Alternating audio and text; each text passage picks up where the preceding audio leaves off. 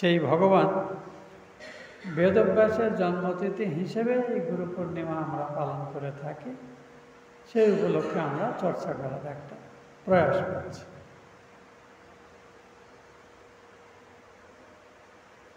গুরুতত্ত্ব এবং গুরুগীতা বলে উদ্বোধন প্রকাশিত একটি বই আছে, সেখানে আপনি গুরুতত্ত্ব বিষয়ে প্রায় সব ধারণা পাবেন। কেন ওটা একটি সূত্র না, একাধিক শাস্ত্রগ্রন্থ থেকে নিয়ে করা হয়েছে। আমি যেটিকে হ্যান্ডবুক হিসেবে ব্যবহার করি, চাইলে আপনারাও করতে পারেন, সেটি স্বামী গম্ভীরানন্দজি সংকলিত স্তব কুসুমাঞ্জলিতে গুরু স্তোত্রম যেটি করা আছে। তা আমরা পুরো শ্লোকগুলো নিয়ে মাথা ঘামাবো না। প্রথম 2-3টি শ্লোকের অর্থটা আজকে একটু যতটা সম্ভব গভীরভাবে বোঝার একটা আন্তরিক প্রয়াস করব। এটাই আমাদের আজকে গুরু ধ্যানের একটি অভ্যাস, আমরা এটি মনে করতে পারি।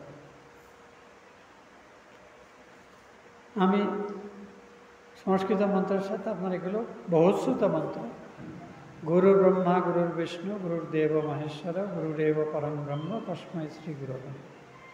গুরুই ব্রহ্মা গুরুই বিষ্ণু গুরুই দেব মহেশ্বর গুরুই পরব্রহ্ম, সেই গুরুকে নমস্কার। তারপরে অখণ্ড মণ্ডলাকারম ইত্যাদি আছে। ওইটার মধ্যে অজ্ঞানতিমিরান্ধস্য জ্ঞানাঞ্জন শলাকায়া চক্ষুরুন্মিলিতং যেন তস্মৈ শ্রী গুরবে। অজ্ঞান তিমিরে অন্ধ ব্যক্তির চক্ষু যিনি জ্ঞান অঞ্জনরূপ শলাকা দিয়ে উন্মিলিত করেছেন, সেই গুরুদেবকে নমস্কার। তারপরে একইভাবে চলছে। এরপরে আমার কাছে যেটি সবথেকে খুব গুরুত্বপূর্ণ এবং আমি আমার উপাসনার পক্ষে সহায়ক মনে করি, সেই শ্লোকটি পাঠ করছি। অনেক জন্ম সম্প্রাপ্ত কর্মেন্ধন বিদাহিনে আত্মজ্ঞানাগ্নিদানেন তস্মৈ শ্রী গুরবে নমঃ।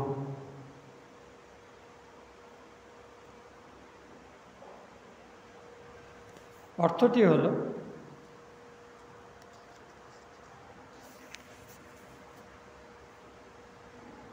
বহু জন্মের জ্ঞাতসারে অজ্ঞাতসারে কৃত ভুল ভ্রান্তির ফলস্বরূপ যে অনাকাঙ্ক্ষিত সংস্কার রাশি আমার মনে জমা হয়েছে, যেটা আমার মধ্যে সংস্কার হিসেবে থেকে আমার বর্তমান জীবনের বিভিন্ন পরিস্থিতিতে সিদ্ধান্ত গ্রহণে সবথেকে বেশি প্রভাব ফেলে, সেই অনাকাঙ্ক্ষিত সংস্কার রাশিকে পুড়িয়ে ফেলার শক্তি গুরুর উপদেশ থেকে আসে। এবং যিনি তৎপ্রদত্ত মন্ত্রের সাহায্যে এবং নিজের সাধন শক্তি উভয়েরই প্রয়োগে আমাদের অন্তরের এই অজ্ঞানরূপ কর্মরাশি পুড়িয়ে ফেলতে, কর্মরূপ ইন্ধন, কর্মরূপ জ্বালানি, এটাই কিন্তু আমাদের জীবনের চালিকা শক্তি। তো এই কর্মরাশিকে দগ্ধ না করতে পারলে আমরা কখনো জন্ম মৃত্যু চক্রের বাইরে যেতে পারবো না। বারবার ওই পুনরপি জননম পুনরপি মরণম পুনরপি জননী চঠোর শয়নম, এইভাবে জন্মাতে হবে। এই গুরুই হলেন এই কাজে আমাদের সবথেকে বড় সহায়ক, মুখ্য সহায়ক, এবং তাঁর আশীর্বাদই আমাদের শ্রেষ্ঠতম অবলম্বন। এখন এই গুরু শব্দটির তাৎপর্য ব্যাখ্যা আপনারা নিশ্চয়ই শুনেছেন। স্বামী ভূতেশানন্দজিকে একজন জিজ্ঞাসা করেছিল, তিনি শাস্ত্রের রেফারেন্স দিয়েই কথা বলতেন সবসময়। তা বলছেন এই গুরু শব্দের অর্থ অন্ধকার। কিসের অন্ধকার? অজ্ঞানের অন্ধকার, এই সাধারণ অন্ধকার।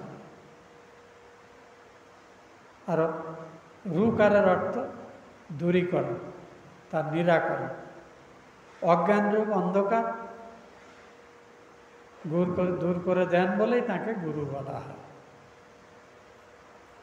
এই কথাটাই কিন্তু ওই যিনি জ্ঞানরূপ শলাকা দিয়ে, একটা মানুষ ঘুমিয়ে আছে, অজ্ঞানের অন্ধকারে ঘুমাচ্ছেন, এই জ্ঞানের শলাকা দিয়ে তার ঘুম ভাঙান। আমরা পৌরাণিক উপকথা গল্পকথায় পড়ি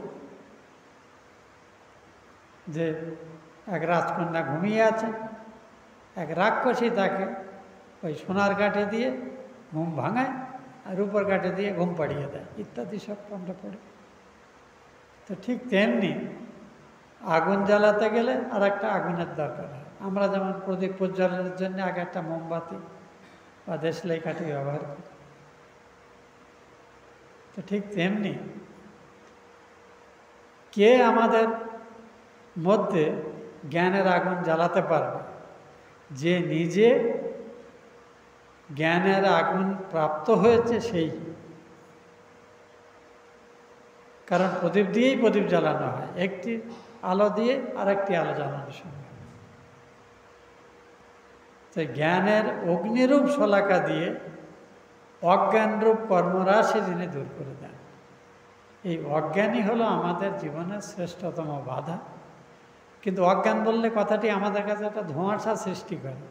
কি অজ্ঞান? এবং ভগবানের সৃষ্টি যেমন অনাদি এবং অনন্ত, এই অজ্ঞানের গতিবিধিও তেমনি অনাদি এবং অনন্ত।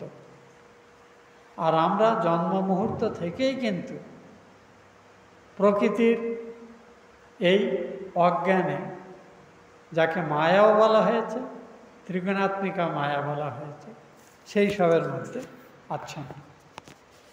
এই জিনিসটির অর্থ বুঝতে গেলে এখন আমাদের একটু বেদ উপনিষদ এদিকে ঢুকতে হবে। এই যে গুরু তত্ত্বের মধ্যেই একটি মন্ত্র আছে, অত্যন্ত সুন্দর। ন গুরোর অধিকম তত্ত্বম ন গুরোর অধিকম তপঃ তত্ত্বজ্ঞানাৎ পরম নাস্তি তস্मै শ্রী গুরবে নমঃ। অর্থ হল, শ্রীগুরুর অধিক কোনো তত্ত্ব নেই, গুরুর সেবার চেয়ে অধিক কোনো বড় তপস্যা নেই, যৎ বিষয়ক তত্ত্বজ্ঞান অপেক্ষা শ্রেষ্ঠ কিছুই নেই, সেই গুরুকে নমস্কার। এবার ধরুন আমরা যে গুরুর আশ্রয় পেয়েছি সেই গুরুকে চিন্তা করি। সেই গুরু একজন মানুষ, রক্ত মাংসের মানুষ। তার সম্পর্কে আমরা কিছু বইয়ে পড়ি, কিছু শুনি। তার সব কিছু অনুকূলও নয়, সব কিছু প্রতিকূলও নয়। সেই গুরুকে এত বড় একটি শক্তি বলে আমি ভাববো কি করে? এ জিজ্ঞাসা কিন্তু আমরা প্রকাশ করি বা না করি, আমাদের প্রত্যেকের মনেই আছে। প্রকৃত গুরু যিনি, তিনি কিন্তু নিজে সিদ্ধ তত্ত্বজ্ঞানের অধিকারী, পূর্ণ আলোকপ্রাপ্ত, ভগবানকে জানা একটি মানুষ। আমরা যে গুরুর আশ্রয় পেয়েছি তাকে দেখে, তার আচরণ দেখে কিন্তু তার পছন্দ অপছন্দ আছে, ভালো মন্দ আছে, অসুখ বিসুখ আছে। এই মানুষটি এত গুণের অধিকারী কি করে হয়, যা বেদ বেদান্তে বলেও শেষ করতে পারে। এখানে গুরুতত্ত্বে গুরুর স্বরূপ সম্পর্কে যে কথাগুলো বলা আছে, ভগবত তত্ত্ব পরব্রহ্ম সম্পর্কেও সেই একই বিশেষণগুলোই ব্যবহার করা হয়। অথচ আমরা যে গুরুর সাহচর্যে এসেছি, যে যেখানে এসে থাকুন, যে সম্প্রদায়ের মাধ্যমে এসে থাকুন, তিনিই যে সাক্ষাৎ ভগবান, এই ধারণা কিন্তু আমাদের মন কিছুতেই স্বীকার করতে চায় না। আর এটাই হলো সাধন জীবনে সফল হতে গেলে আমাদের সব থেকে বড় একটি চ্যালেঞ্জ, যেটা নিয়ে বোধহয় আমরা খুব গভীরভাবে ভাবি না। কারণ নিয়ম মাফিক একটু জপ করা, তাও নম করে কোনো রকমে দায় সারা, এ দিয়েই আমরা ওই গুরুকে কথা দিয়েছিলাম সেটা রক্ষা করার চেষ্টা করি। কিন্তু এটি 2-10 মিনিট 2-10 ঘন্টা নয়, জীবনব্যাপী নিরন্তর স্মরণ মননের প্রয়াস, যা আমাদের বেশিরভাগের কাছেই নানা কারণে প্রায় অধরা। We never qualify ourselves enough to acquire that ability.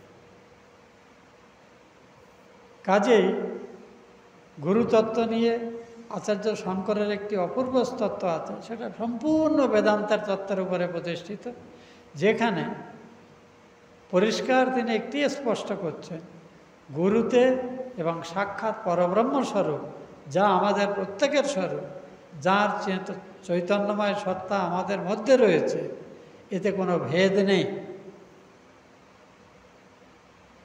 আমাদের সমস্যা হলো আমরা রক্ত মাংসের মানুষ, আমাদেরই মতো আর একজন মানুষ যার মাধ্যমে আমাদের গুরুকরণ হয়েছে, মন্ত্রদীক্ষা হয়েছে, সেই মানুষটিকে কিন্তু এত মহৎ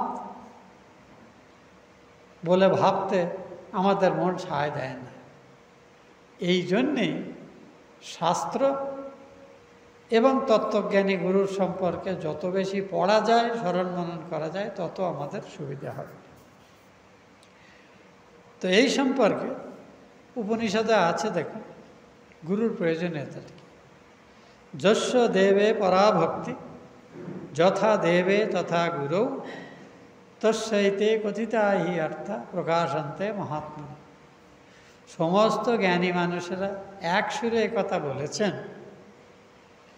যে ইষ্টতে তোমার যতটা ভক্তি হবে, ইষ্ট দেবতাতে, তাকেই দেব বলা হয়েছে।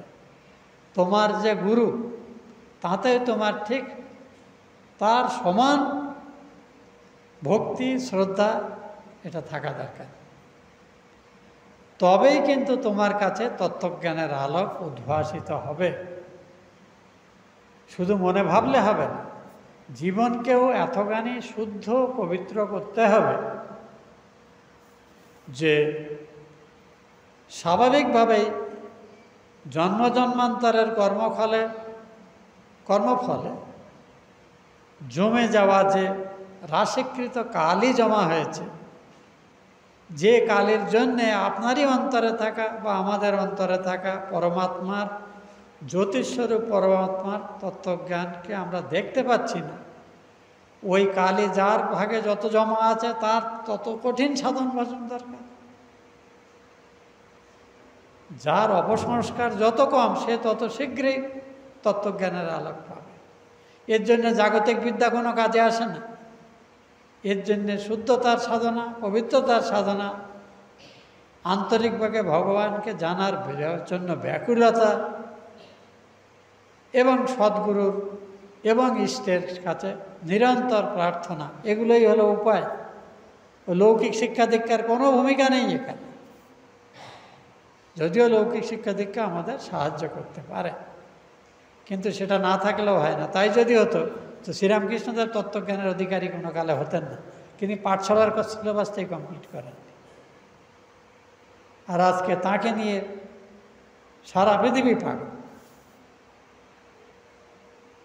স্বামীজি তাঁর এই সূত্রে বলেছেন, অনাদি অনন্ত ঈশ্বরের জ্ঞান সম্পূর্ণ শুদ্ধ মন এবং বিবেকের অধিকারী ঋষিদের অন্তরে আপনি আপনি কিভাবে আবির্ভূত হল, সেই তত্ত্ব এই জগতের সামনে বাস্তবে প্রকাশিত করার জন্যে ভগবান এই রামকৃষ্ণ অবতারে বজ্র শিক্ষা সম্পূর্ণ বর্জন করেছেন। স্বামীজির কথা। মাত্র 2.5 পাতার একটি ছোট্ট পুস্তিকা স্বামীজি লিখে পাঠিয়েছিলেন লন্ডন থেকে ঠাকুরের জন্মোৎসবে, ওটাকে একটা নামমাত্র মূল্যে, ফ্রি না, ওই ভক্তদের মধ্যে বিতরণ করার জন্য। নাম হিন্দু ধর্ম ও শ্রীরামকৃষ্ণ, সম্পূর্ণ রামকৃষ্ণ লীলা প্রসঙ্গ। এই গ্রন্থটাকে এই সূত্র হিসেবে ধরে স্বামী শারদানন্দজি লেখার চেষ্টা করেছেন যে শ্রীরামকৃষ্ণের জীবন, তার মানব শরীর নিয়ে জন্ম থেকে শুরু করে তার মহাসমাধি পর্যন্ত জীবন কিভাবে সম্পূর্ণরূপে হাজার হাজার বছর আগে লেখা বেদ উপনিষদের তত্ত্বকে এই জগতের সামনে সত্য বলে প্রমাণ করেছে, তার সম্পর্কটি তৈরি করা।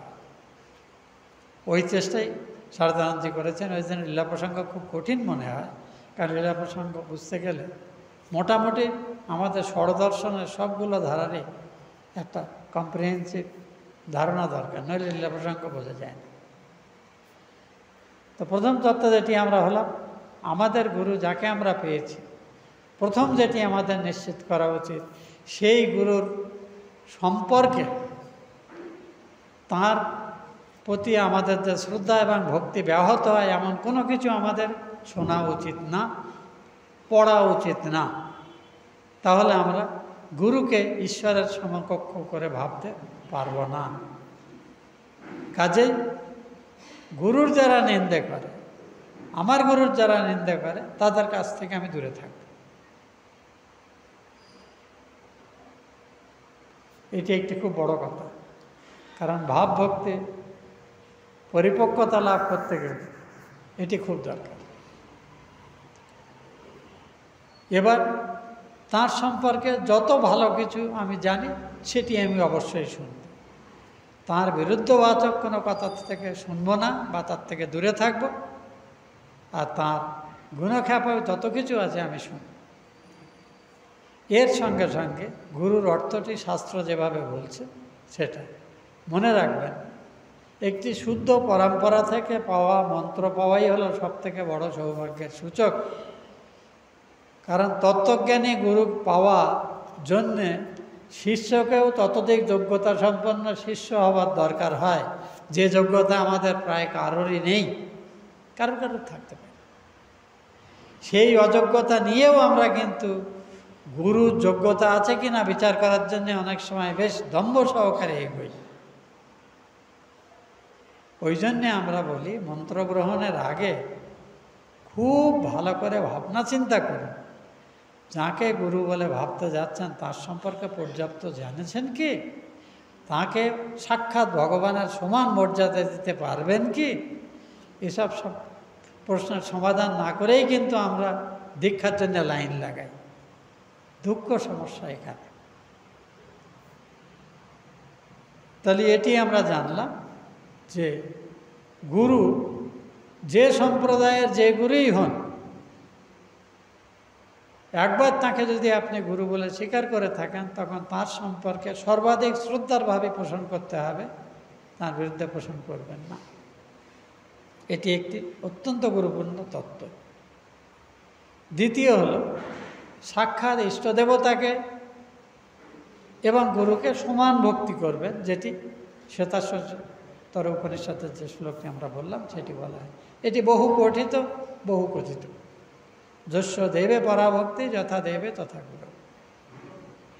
গুরু এবং পরমেশ্বর সাক্ষাৎ পরব্রহ্মে কোনো ভেদ নেই, এটি আমাদের নিশ্চিতভাবে জানতে হবে। আমাদের পরম্পরাতে সব গুরুরাই উপদেশ দিয়ে থাকেন, যখন গুরুর ধ্যান করছি মনে করব গুরুর অন্তরে আমার ইষ্টই অধিষ্ঠিত হয়ে আছে। এবার গুরু পূজা, গুরুর ধ্যানের পরে যখন ইষ্টের ধ্যানে মগ্ন হব, ভাবব আমার গুরু আমার ইষ্টের মধ্যেই লয় হয়ে গেছে, মিশে গেছেন, এখন আমি ইষ্ট চিন্তা করছি। যেমন আমরা ঠাকুরমার সামনে যে তিনজনকে প্রণাম করি, কিন্তু ঠাকুরের মধ্যে কিন্তু তিনজনই নিত্য বর্তমান। কাজে ঠাকুরের ধ্যান করলে, জপ করলে, পুজো করলে তাদের তিনজনের পূজাই হয়। যেহেতু তাঁরা তিনটে শরীর নিয়ে জগতে অবস্থান করেছিলেন এবং তাদের তিনজনের জীবনের অভিজ্ঞতা, উপদেশ সবটাই আমাদের জীবনের আধ্যাত্মিক তত্ত্ব উন্মোচনে সাহায্য করে। কাজেই আমরা পৃথক পৃথক পাবো তাদের পূজা করতে পারি, ধ্যান করতে পারি, জপ করতে পারি। ও স্বামীজির ধ্যান করলেও ঠাকুরের ধ্যান হবে, মায়ের ধ্যান হবে। মায়ের ধ্যান করলেও ঠাকুরের ধ্যান হবে, স্বামীজির ধ্যান হবে। ঠাকুরকে করলে তিনজনের হবে। এরা তিনে এক, একে তিন। এ নিয়ে যেন আমাদের মধ্যে কোনো সংশয় না থাকে। এবং আমার পক্ষে, আমি ঠাকুরকে দেখিনি, মাকে দেখিনি, স্বামীজি দেখিনি, কিন্তু আমার গুরুর মধ্যেও এই ঠাকুর, মা, স্বামীজি তিনজনের নিত্য অবস্থান রয়েছে এবং তারা আমার প্রতি কৃপাপরায়ণ হয়েছে বলেই আমি আমার এই গুরুর সাহচর্যে আসার এবং তৎপ্রদত্ত যে সিদ্ধ মন্ত্র সেটি পাওয়ার অধিকারী হয়েছে। এ নিয়ে যেন আমাদের মধ্যে বিন্দুমাত্র সংশয় না থাকে।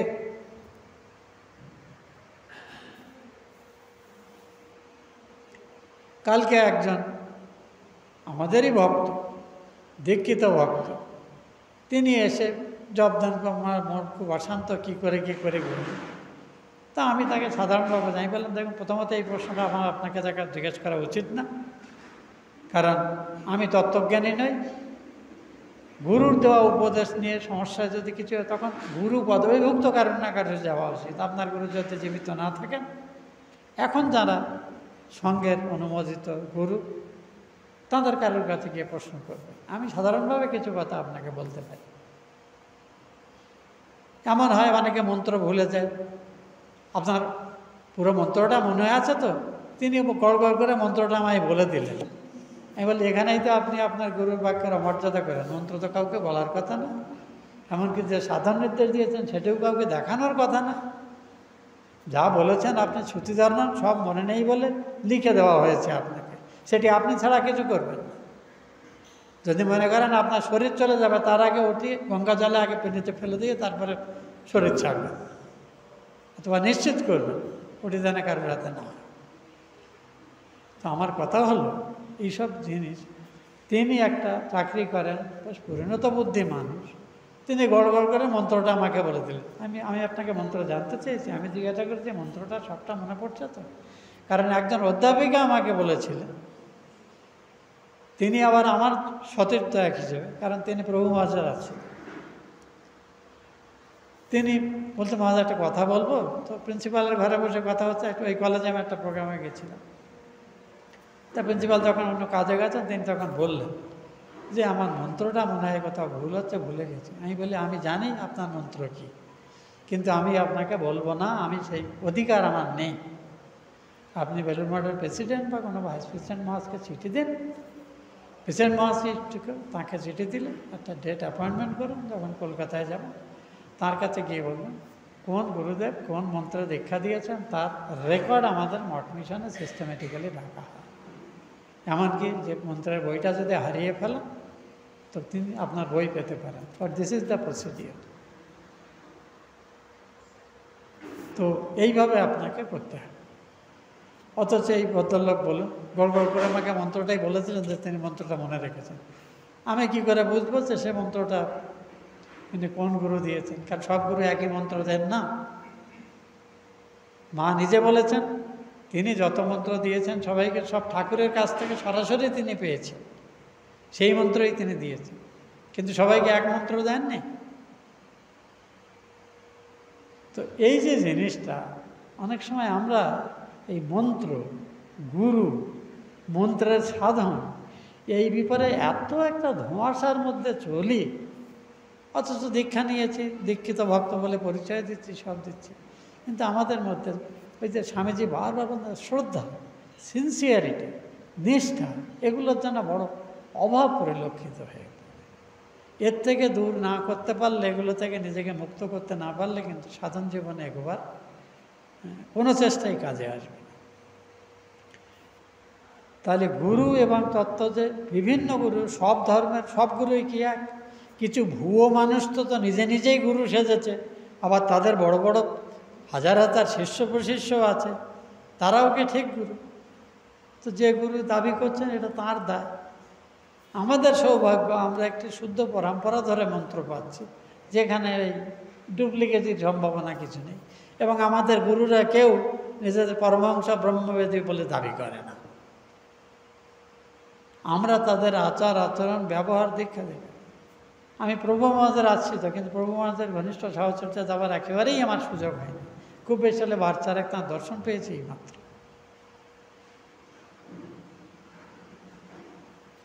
কিন্তু আমি ভূতেশানন্দ মহারাজকে খুব কাছ থেকে দেখার সৌভাগ্য হয়েছে। আমার যতটুকু শাস্ত্রজ্ঞান, পড়াশুনো, যা কিছু সাধন ভজন, তাতে আমার মনে হয়েছে এই মানুষটি নিঃসন্দেহে একটি তত্ত্বজ্ঞানী, মানে উপলব্ধিবান মানুষ। কারণ মানে তত্ত্বজ্ঞানী মানুষের সব লক্ষণ তার সঙ্গে মিলে যায়। শাস্ত্র আমাদের ওইভাবেই বুঝতে, যে কোনো গুরুদেব নিজে আমি তত্ত্বজ্ঞান নিয়ে কথা বলবেন না, তোমাকেই তার আচার আচরণ, কথাবার্তা, চলাফেরা, উত্তম জীবন দেখে বুঝে নিতে হবে তিনি তত্ত্বজ্ঞানের লাভকারী হয়েছেন কিনা, এটাই। তো মনে রাখবেন, আমাদের যেটি গুরুতত্ত্ব সেটি হলো পতঞ্জল দর্শনে নিঃসংশয়ে বলা হয়েছে স্বপূর্বেশামপি গুরু কালেন অনবচ্ছেদাৎ। ভগবানই যুগে যুগে যুগ প্রয়োজনে বিভিন্ন গুরুর রূপ ধরে অজ্ঞানে আছে কিন্তু জ্ঞানোন্মেষের জন্য আগ্রহী এমন মানুষকে গুরু হিসেবে রাস্তা দেখিয়ে আসছেন। এবং তিনি তাঁর এই যে গুরুসত্তা, এটি দেশকাল অবাধিত, কালেন অনবচ্ছেদা। অতীতে তিনি ছিলেন এরকম, ভবিষ্যতে তিনি থাকবেন না, বা বর্তমানে তিনি নেই, এমন হতেই পারে না। গুরু তত্ত্ব অনাদি অনন্ত সর্বব্যাপী বিভু ঈশ্বরের মতোই বিশাল। তবে সেই শক্তি, গুরু শক্তি, বিশেষ দক্ষতা এবং সামর্থ্য সম্পন্ন কিছু কিছু শুদ্ধ সংস্কার সম্পন্ন ব্যক্তির ভেতর দিয়ে আত্মপ্রকাশ করে। এটুকুই তফাৎ। এতে গুরুতত্ত্বের হানি হয় না।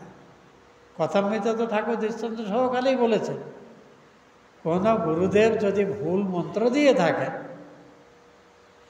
কিন্তু শিষ্য যদি পরিপূর্ণ শ্রদ্ধা এবং নিষ্ঠানন্তে সেই মন্ত্র ধরেই সাধন করে যায়, সে ইষ্ট সাক্ষাৎকার করবেই।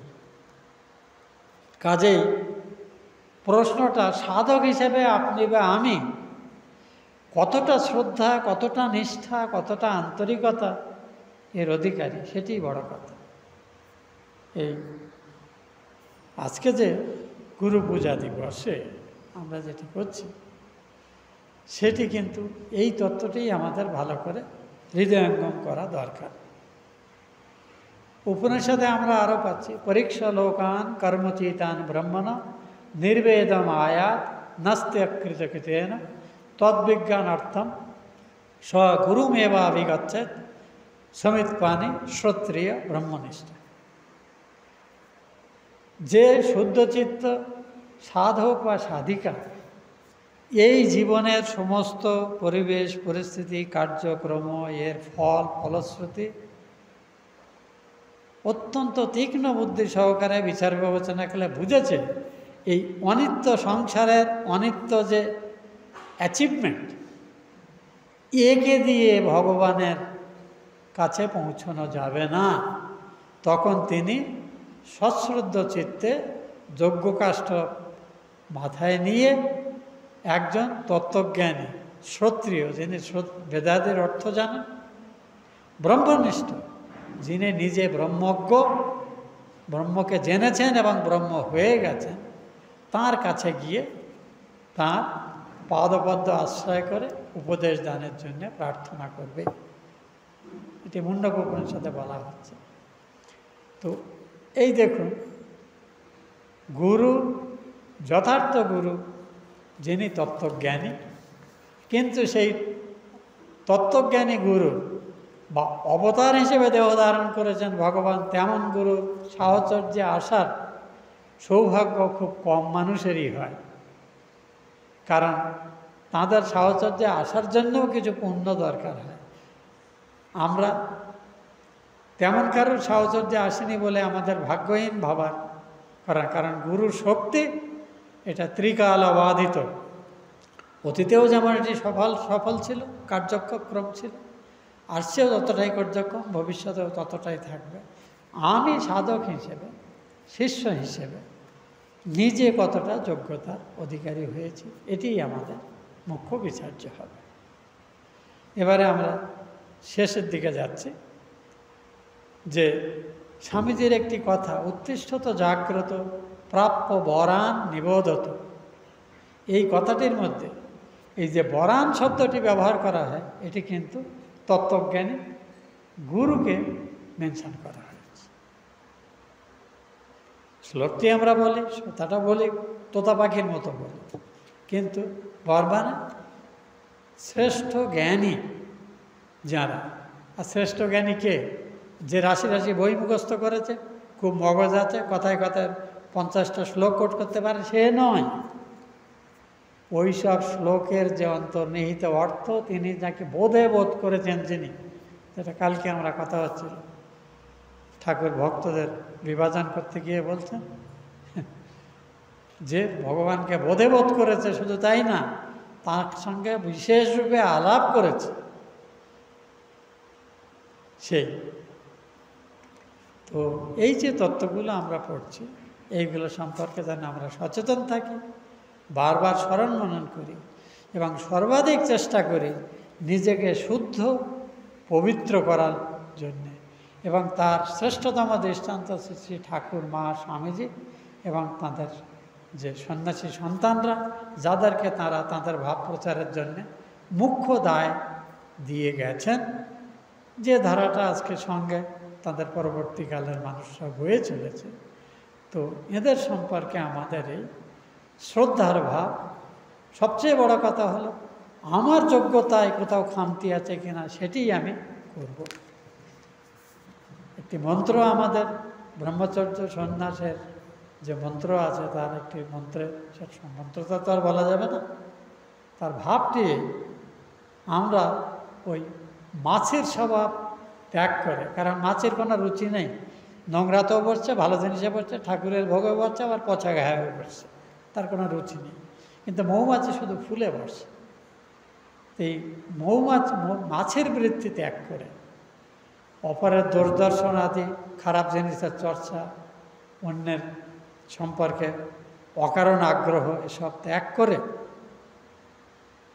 সৎ বিষয়, সৎ চিন্তা, সৎ কাজ, সেবা পূজা, ভগবানের স্মরণ মনন, সাধু সঙ্গ ইত্যাদির মাধ্যমে নিজেদের পবিত্র থেকে পবিত্রতর করার যে নিরন্তর প্রয়াস করব। এবং কোনোভাবেই যেন এই শরীরটাকে আমি বলে ভ্রমে আমরা পড়ে না থাকি। এই শরীরের মধ্যে যে ভগবানের সত্তা রয়েছে, সেটিই আমার আসল পরিচয়, ওখানেই আমাকে পৌঁছাতে হবে। যতদিন না পাচ্ছি ততক্ষণ হাজার ব্যর্থতা সত্ত্বেও উদ্যমে ঘাটতি হবে না, চেষ্টায় কোনো কমতি থাকবে না। এই সংকল্প নিয়ে আমাদের এই গুরু পূজার দিনে এগোতে হবে। তাহলেই অন্তত আমরা ভগবানের কৃপাপ্রাপ্ত, মন্ত্রপ্রাপ্ত মানুষ হিসেবে, সাধক বা সাধিকা হিসেবে আমাদের যোগ্যতা খানিকটা অন্তত প্রমাণ করতে সমর্থ হবে।